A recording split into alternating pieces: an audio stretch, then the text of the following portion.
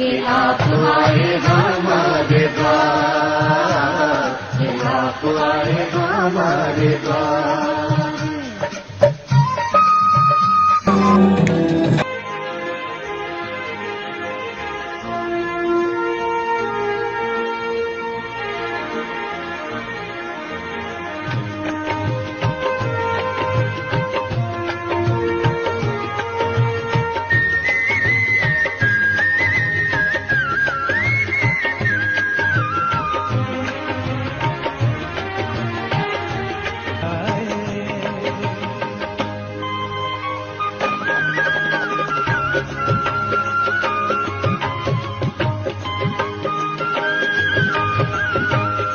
प्यारा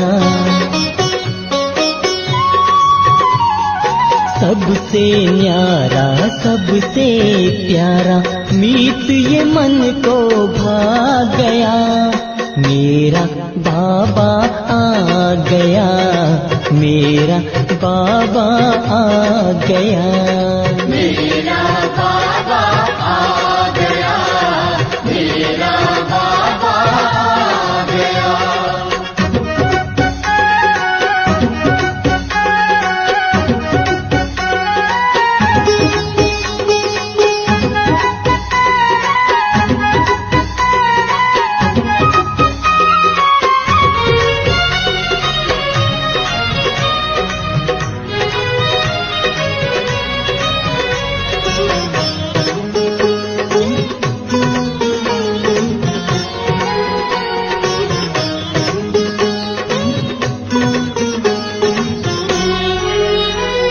शिव अजन्मा आते हैं, अपना जन्मदिन मनाते हैं। शिव अजन्मा आते हैं, अपना जन्मदिन मनाते हैं। झंडा अपना फहराते हैं, जग की ज्योत जगाते हैं। देख समाये देख चांदनी, देख समाये देख चांदनी, चांद भी है शर्मा गया, मेरा बाबा आ गया, मेरा बाबा आ गया, मेरा बाबा आ गया, मेरा बाबा आ गया।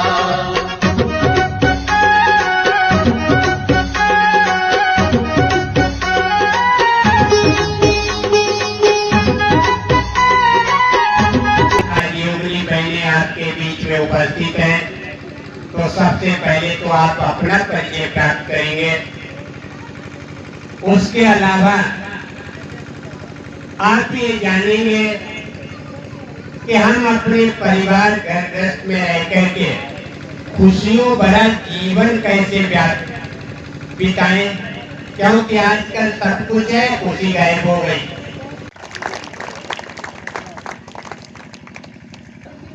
ओम शांति, ओम शांति। परम पिता परमात्मा के सभी प्रिय संतानों, हमारे भाई और बहनों, आप सबका तहे दिल से बहुत स्वागत है, स्वागत है, स्वागत है। मंच पर विराजमान हमारे अतिथिगण, हमारी बहन जी, सभी का बहुत दिल से स्वागत है, अभिनंदन है, अभिनंदन है।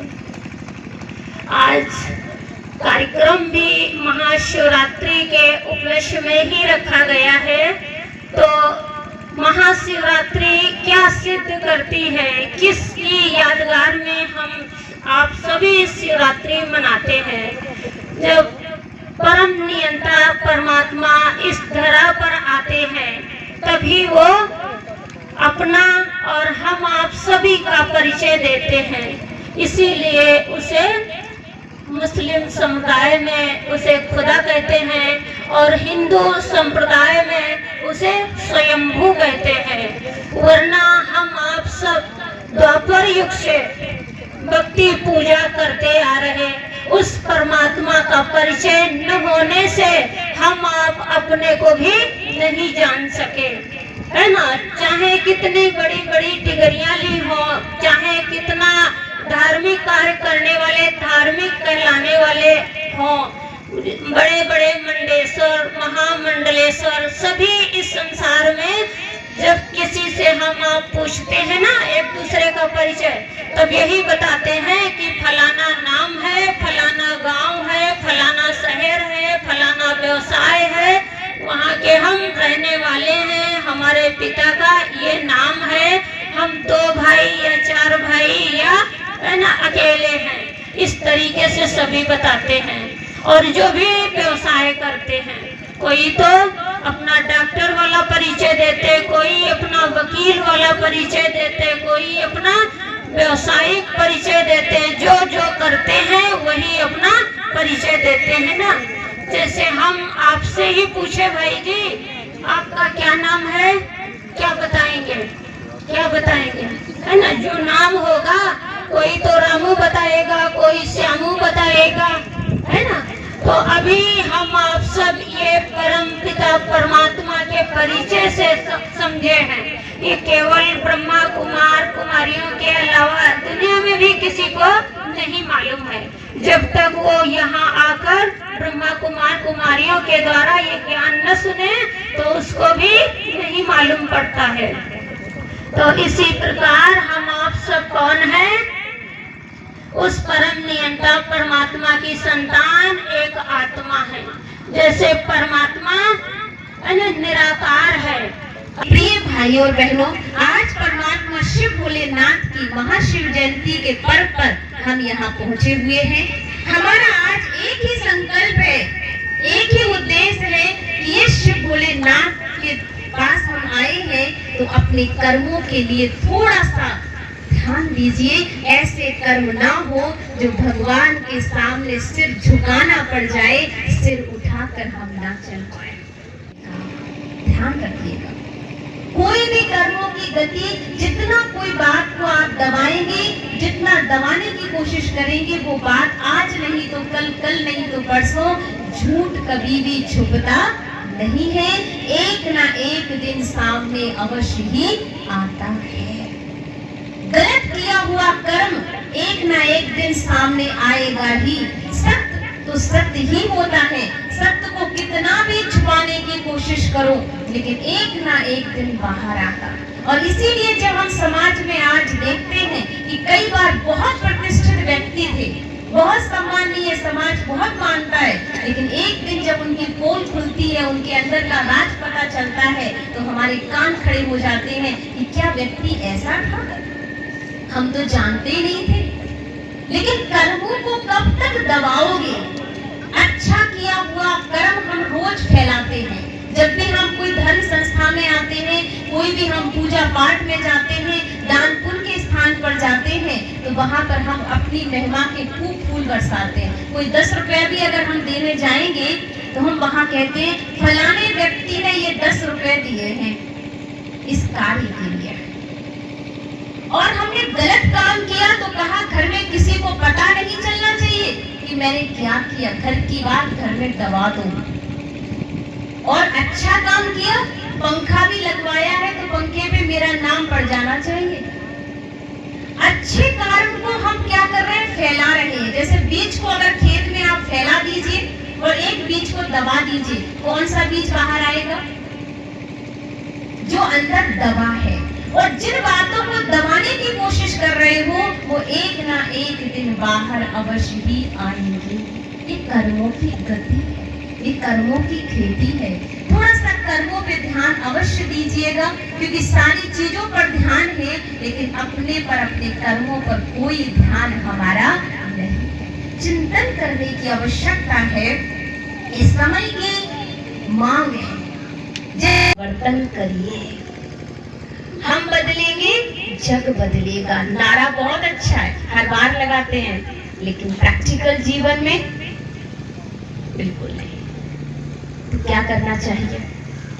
कौन से कर्म करना चाहिए? छुपा के करना चाहिए या फैला के करना चाहिए? कौन से कर्म करने चाहिए? अगर आपको अपना भविष्य बनाना है तो वो कर्म करिए जो चारों तरफ गलत हो जाए तो सबको सुना दीजिए कि मेरे से ये गलती हो गई है, मैं क्षमा मांगता हूँ भगवान से और सबसे कि अब मैं दोबारा ये कर्म नहीं करूंगा। और अच्छा कर्म हो, एक हाथ करे दान दूसरे हाथ को पता नहीं चलना चाहिए, वही फल प्राप्त होगा, उसी का पदम गुणा बनेगा।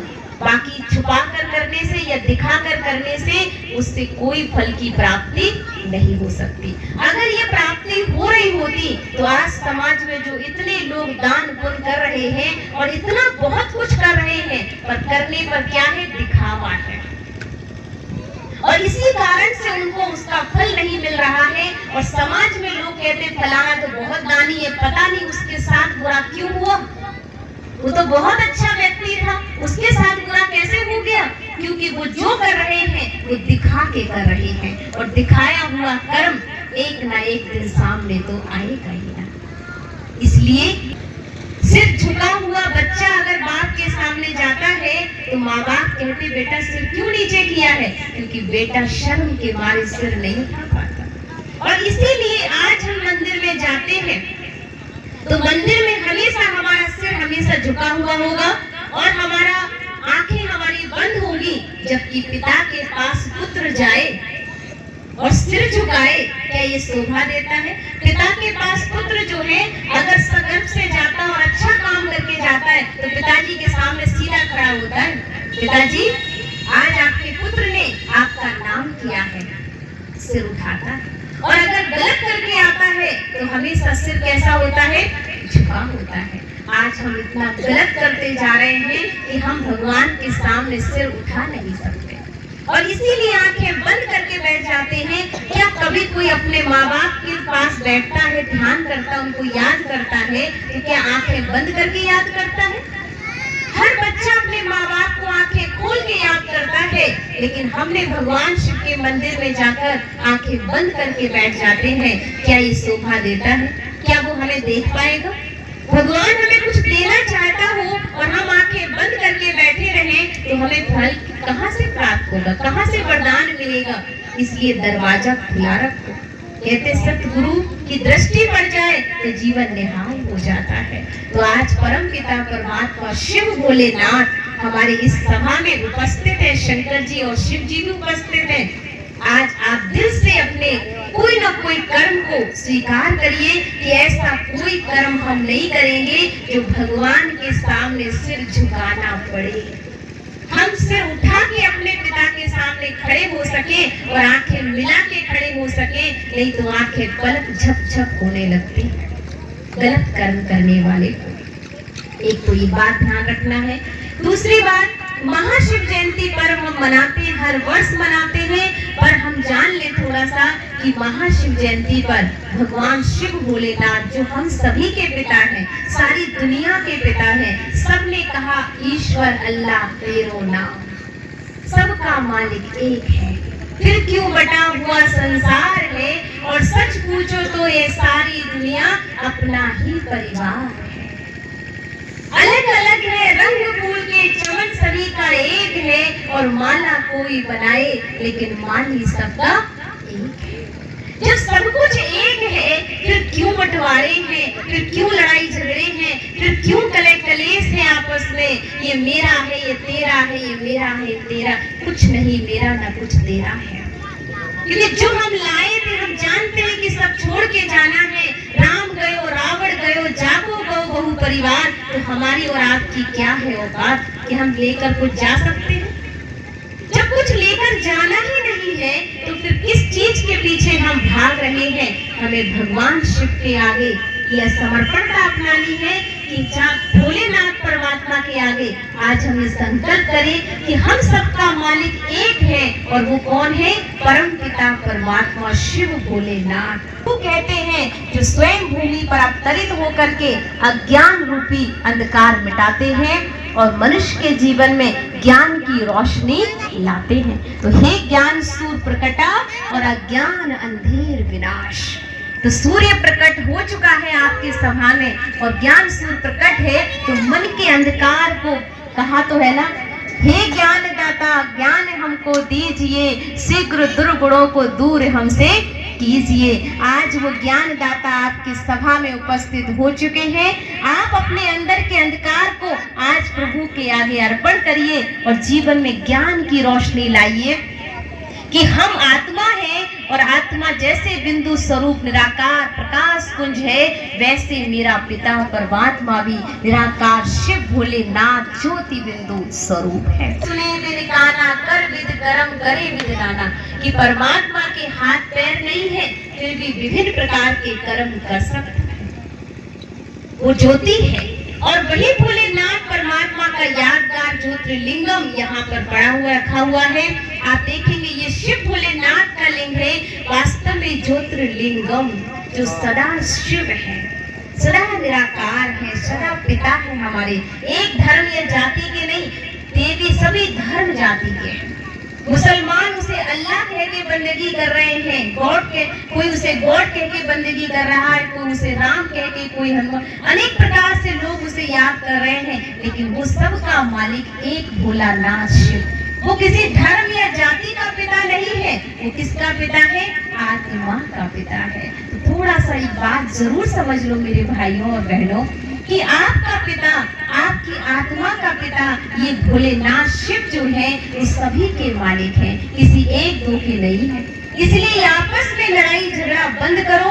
धर्म के नाम पर ये जो लड़ना झगड़ा चल रहा है, ये मेरे भगवान है, तेरे भगवान है, उसके भगवान, किसी का भगवान है, सबका मालिक एक है। God is one, God is light. ईश्वर प्रकाश है, ईश्वर एक है। और जब वो एक है और एक परमात्मा को याद करते हैं तो मंदिर में जाकर हम हमेशा कहा करते हैं, राम के लिए कहेंगे मंदिर में जाकर कि हम राम को पूजेंगे तो वे देव आत्माओं, धर्म आत्माओं, पुण्य आत्माओं, पाप आत्माओं, लेकिन परमात्मा के लिए कहा कभी पाप परमात्माओं, क्या कहा? परमात्मा एक, और बाकी कितने हैं? अनेक।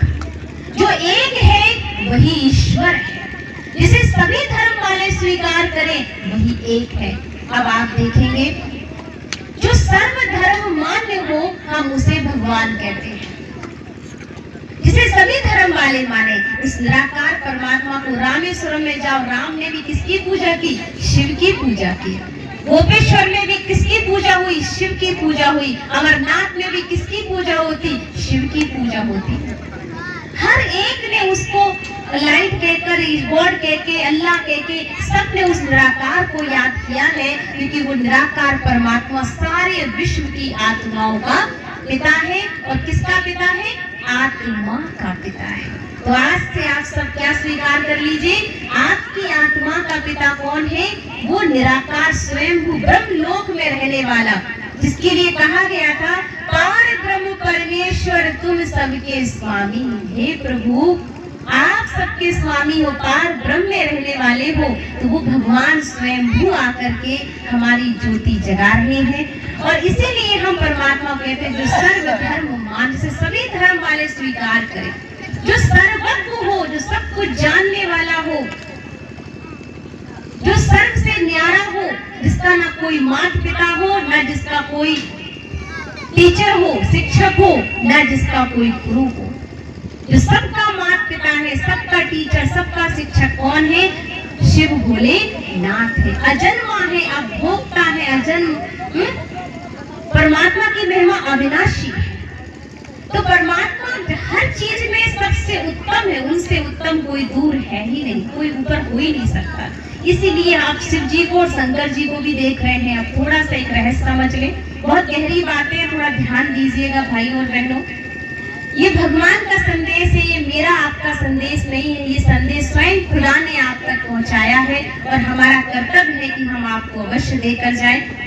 देखिए, शिव और शंकर जी बैठे हुए हैं आपके बीच में। शंकर जी ध्यान मुद्रा में बैठे हैं। आखिर में ये ध्यान मुद्रा में शंकर जी कर क्या रहे हैं? किसका ध्यान कर रहे हैं? अगर शंकर जी ये भगवान है, सबसे ऊपर है, उनसे बड़ा कोई और नहीं, तो जरूर इसका मतलब स्पष्ट है कि शंकर जी से भी कोई ऊपर है जिसका वो ध्यान कर रहे हैं। और शंकर जी किसका ध्यान कर रहे हैं? वो उस परम पिता परमात्मा शिव निराकार का ध्यान कर रहे हैं। इसीलिए कहा उमा कहूँ में अनुभव अपना, सत्य हरि जगत में बाकी सब सपना है। वो हरि परमात्मा ही सत्य है, बाकी संसार जगत एक सपने के समान है। तो आज शंकर जी भी ध्यान मुद्रा में बैठे हुए हैं और वो शिव का ध्यान कर रहे हैं। इसीलिए मंदिर में हमेशा लिखा होता है शिवालय। कभी संग्रहालय लिखा देखा किसी भाई बहनों ने? किसी भी मंदिर में लिखा देखा? हमेशा लिखा होता शिवालय। किसका मंदिर है? शिव का मंदिर है। हमेशा ओम नमः शिवाय का मंत्र जाप किया गया है, कभी ओम नमः शंकराय नमः नहीं कहा गया है। हमेशा मंदिर में जाकर हम शिव के आगे आराधना करते हैं और कहते हैं सत्यम शिवम सुंदरम। कभी कहा सत्यम शंकरम सुंदरम? क्या कहा? सत्यम शिवम सुंदरम। वो सत्य है, शिव है, सुंदर है, उससे सुंदर कोई और नहीं। तो शंकर जी भी किसके ध्यान में बैठे हैं? उस शिव के ध्यान में बैठे हुए हैं। शंकर जी का भी परिवार है, ब्रह्मा जी का भी परिवार है और विष्णु जी का भी परिवार है। इसीलिए शिव जो निराकार है वो भोलेनाथ ब्रह्मलोक के पिता है और वो ब्रह्मांड के पूरे मालिक हैं और वो जो है वो आत्माओं के पिता है। मेरे बाप और बेटे को एक करने का घोटाला कर दिया हमने। थोड़ा सा हमने टेलीविजन में देख करके बहुत सारी बातें बना दी और इन्हीं बातों की वजह से आज बाप और बेटे के रिश्ते को भी हमने एक कर दिया, जबकि दोनों अलग अलग हैं। ठीक है, तो हमें क्या करना है? शंकर जी का काम विनाश करना है और शिव जी का काम कल्याण करना है। तो शिव आपके कौन है? पिता है और शंकर जी कौन है? देवता है। इस संस्था में मैं पधारा हूँ। सौभाग्य की बात भाई साहब आपको बता दूं, हम यहाँ कोई मुख्य अतिथि की हैसियत से आपके बीच में नहीं आया हूँ। 2005 में आदरणीय रामदेव चाचा जी ने हमको इस संस्था में जोड़ा था। उस समय मैं सांसद का प्रतिनिधि था। 2003 में आपने जोड़ा था, उस समय मैं राज्य मंत्री जी का प्रतिनिधि था। उसके बाद से निरंतर इस संस्था के द्वारा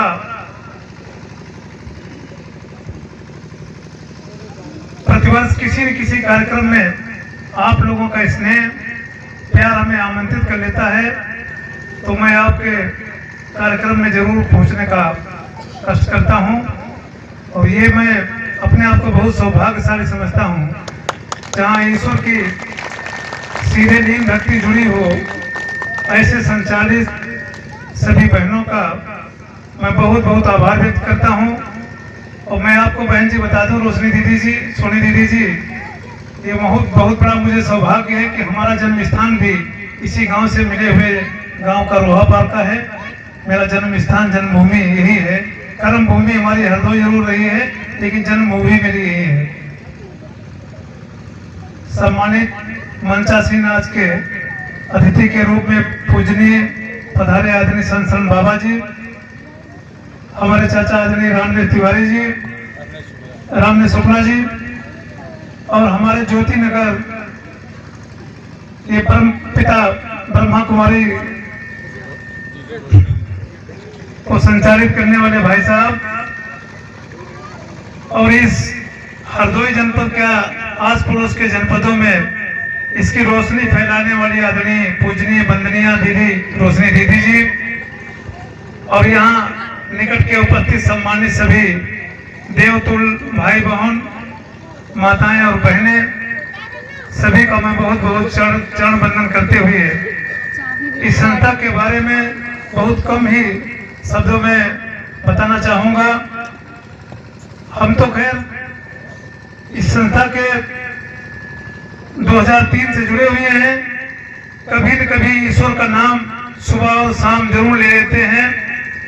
भले हम वस्त्र न धारण करते हों, आपके लोगों के जैसे समय कम देते हों, लेकिन आत्मा में हम शिव जी का जरूर स्मरण कर लेते हैं ब्रह्मा कुमारी जी के नाम से। और ये भी बता दूं बहन जी आपको कि आप तो बहुत ही अच्छा ये बच्चों के द्वारा ग्रामीण अंचलों में जो कार्य बेटी बचाओ बेटी पढ़ाओ का अभियान चल रहा है, उसके तहत में जो बच्चों के द्वारा आपने प्रदर्शनी झांकी प्रस्तुत की, ये तो हमारी भारतीय जनता पार्टी की सरकार उत्तर प्रदेश और भारत सरकार में नरेंद्र भाई मोदी जी की सरकार बेटी बचाओ बेटी पढ़ाओ पर बहुत बड़ा कार्यक्रम चल रही है। और ये बहुत ही अच्छी बात, हम तो भारतीय जनता पार्टी का जिला उपाध्यक्ष होने के नाते आपके बीच में पधारा हूं।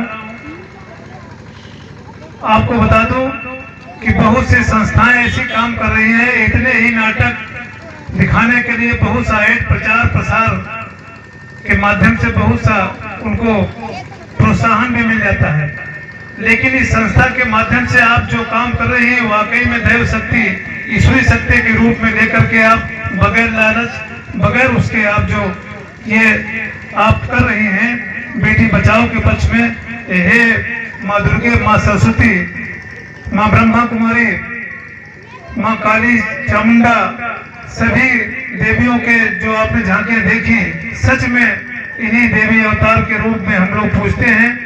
इन्हीं को हम जैसे भाई लोग भी कहीं कहीं मार भी देते हैं, लेकिन ऐसा नहीं होना चाहिए। भगवान करे बेटी आगे बढ़ाए। और ये भी सच है कि बेटी तो 2 परिवार चलाती है। जब तक उसकी शादी नहीं होती तब तक माँ बाप की सेवा करती है, और माँ बाप की सेवा करते करते जब उसकी शादी हो जाती है तो अपने सास और ससुर और परिवार की सेवा करती है, और सास और ससुर परिवार की सेवा करने के उपरांत जो बच्चे का जन्म देती है तो वही माँ वही बेटी फिर माँ बनती है, और माँ बनने के बाद उसी की दी हुई संतानें अच्छी दी हुई संतानें अच्छी जगहों पर विराजमान होती हैं। तो यह बेटी बचाओ कार्यक्रम के तहत में जो आपने ये प्रस्तुत किया, ऐसे बच्चों को मैं बहुत बहुत ईश्वर से कामना करता हूँ कि बच्चे बहुत ऊंची शिक्षा प्राप्त करो, ऊंचे इकाइयों तक पहुँचे। मैं उनको इस माध्यम से बहुत बहुत शुभकामनाएं देता हूँ। और आए हुए सम्मानित सभी अतिथियों का, सम्मानित सभी नागरिकों का, माताओं बहनों का, नन्हे मुन्ने बच्चों का मैं बहुत बहुत आभार व्यक्त करता हूँ। आभार व्यक्त करता हूँ इस संस्था को चलाने वाली रोशनी दीदी जी का, जिन्होंने ऐसे ग्रामीण अंचल में आकर एक नई रोशनी दी। आदरणीय सोनी दीदी जी का, जो टलियावा से आश्रम से पधारी है। आपके आश्रम में भी जाने का कई बार मौका है जो मुख्य अतिथि के रूप में मुझे मिला है। वो भी संस्था बहुत विराजमान बहुत दूर दूर क्षेत्रों में विराजमान है, वहां पर भी निःशुल्क बच्चों को शिक्षा दी जाती है। मैं सभी का बहुत बहुत आभार व्यक्त करता हूँ। पूजनीय रामनरेश चाचा जी का, पूजनीय संतन बाबा जी का, और सभी इधर उधर के पधारे हुई बहनों का, खासकर संस्था से जुड़ी बहनों का मैं बहुत ऋणी हूँ। और कभी भी इस संस्था को कभी किसी प्रकार की कोई जरूरत लगे तो हमसे जरूर आप एक बार फोन कर लीजिएगा। आप सभी लोगों के पास वो नंबर है। और आज मुख्य अतिथि का जरूर दिया गया, मैं तो भाई और बेटे का नाता जोड़ करके आपके लोगों के बीच में हूँ, ना कोई मैं मुख्य अतिथि हूँ, सिर्फ भाई और बेटा भतीजा हो सकता हूँ। आपका सभी को प्रणाम।